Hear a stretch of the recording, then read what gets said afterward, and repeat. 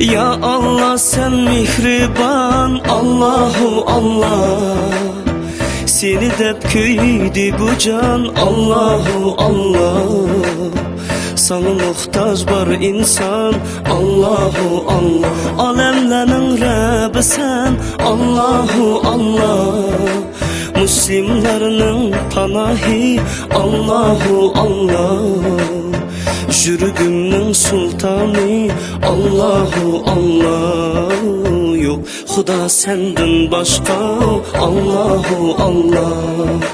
Muhammed Resulullah, o Habibullah.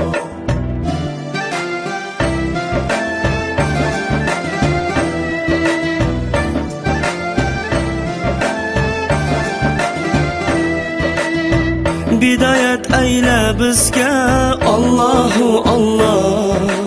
İman ber kalbimizge, Allahu Allah.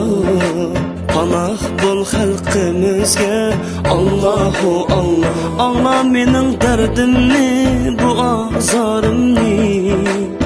Rahmeyle keçirgin günahlarımni. Kabul etkin mihribanım dualarımı.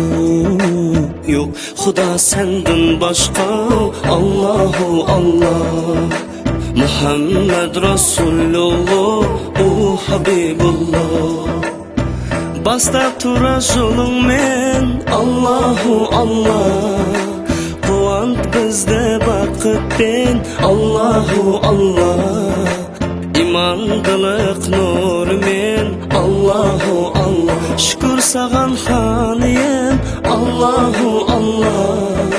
Namaz oqib basiyem, Allahu Allah.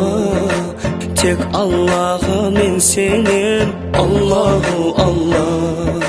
Menge emes bu jalgan, Allahu Allah. Tevekkül ettim sağan, Allahu Allah. Yok Xuda senden başka, Allahu Allah.